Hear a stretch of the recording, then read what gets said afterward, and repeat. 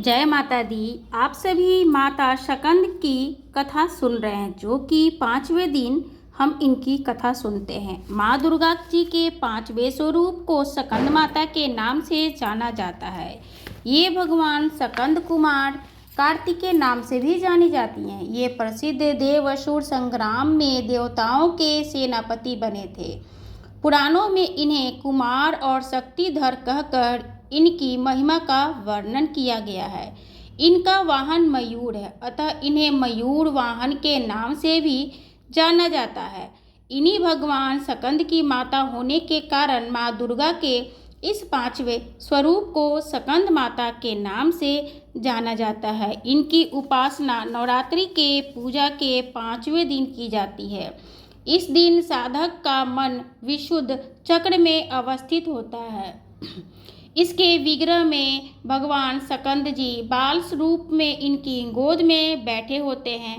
शकंद मातृ स्वरूपिणी देवी की 4 भुजाएं हैं। ये दाहिने तरफ की ऊपर वाली भुजा से भगवान शकंद को गोद में पकड़े हुए हैं और दाहिने तरफ की नीचे वाली भुजाओं को जो ऊपर की ओर उठी हुई हैं उनमें कमल पुष्प हैं। बाईं तरफ की ऊपर वाली भुजा वड़ मुद्रा में तथा नीचे वाली भुजा को ऊपर की ओर उठी हैं उनमें भी कमल पुष्प ली हुई हैं। इनका वर्ण पूर्णतः शुभ्र है। ये कमल के आसन पर विराजमान रहती हैं। इसी कारण से इन्हें पद्मासना देवी भी कहा गया है। सिंह भी इनका वाहन है। नवरात्र के 5वें दिन का शास्त्रों में पुष्ककाल महत्व बताया गया है। इस चक्र में अवस्थित मन वाले साधक की समस्त ब्रह्म क्रियाओं एवं चित्तवृत्तियों का लोप हो जाता है। यह विशुद्ध चैतन्य स्वरूप की ओर अग्रसर हो रहा है।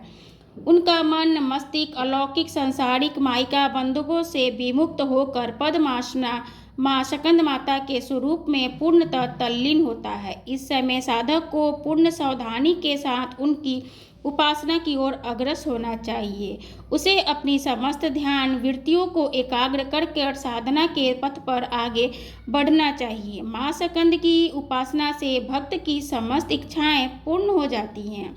इस मृत्यु लोक में भी उसे परम शांति और सुख का अनुभव होने लगता है। उसके लिए मोक्ष का द्वार स्वयं में सुलभ हो जाता है। शकंद माता की उपासना से बाल स्वरूप शकंद भगवान की उपासना भी स्वयं हो जाती है। ये विशेषता केवल इन्हीं को प्राप्त है। अतः साधक को शकंद माता की उपासना की ओर विशेष ध्यान देना चाहिए। सूर्यमंडल की अधिष्ठात्री देवी होने के कारण इनका उपासक अलौकिक तेज एवं कांति से संपन्न हो जाता है।